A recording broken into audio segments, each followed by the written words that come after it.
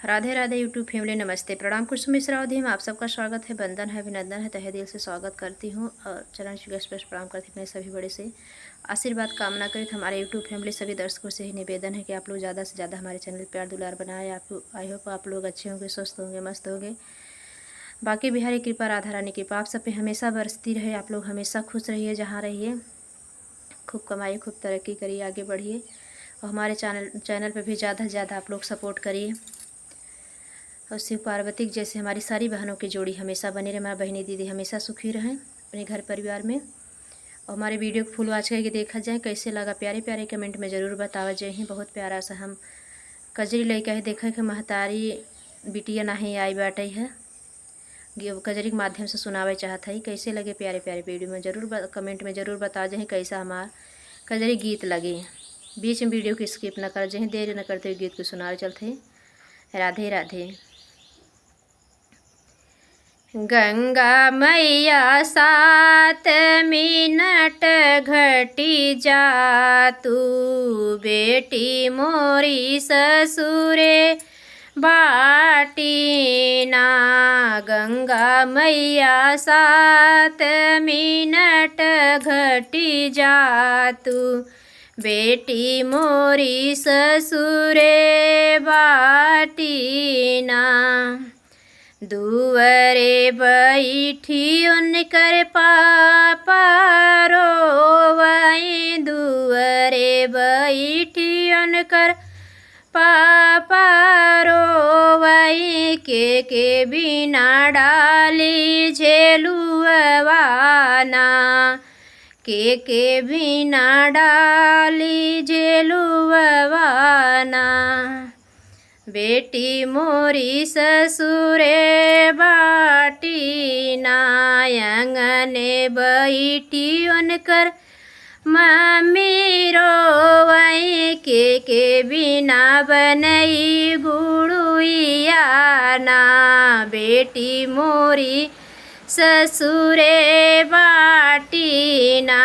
के का बिना बनई गुड़ुइया ना, बेटी मोरी ससुरे बाटी ना। गंगा मैया 7 मिनट घटी जा तू, बेटी मोरी ससुरे बाटी ना। ओ सारे बैठी उनकर चाची रोवई, ओ सारे बैठी उनकर चाचा झंखई। के से मांगे हम हो पनिया, बेटी मोरी ससुरे बाटी ना। के खातिर रखी हम कलेउआ, बेटी हमर ससुरे बाटी ना। गंगा मैया 7 मिनट घटी जा तू, बेटी मोरी ससुरे बाटी ना। गंगा मैया 7 मिनट घटी जा तू, बेटी मोरी ससुरे बाटी ना।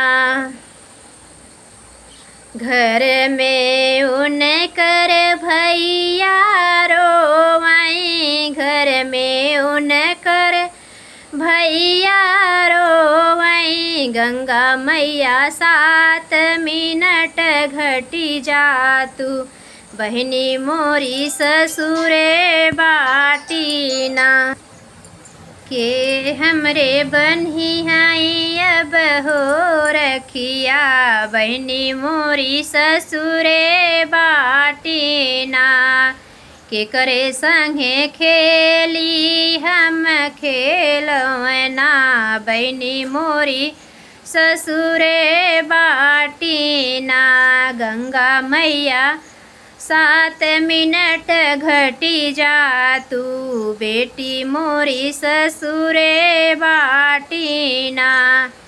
राम रसोइया उनकर भौजी हंसई, राम रसोइया उनकर भौजी हंसई गंगा मैया 7 मिनट बढ़ी जा तू, भले नंदी ससुरे बाटीना।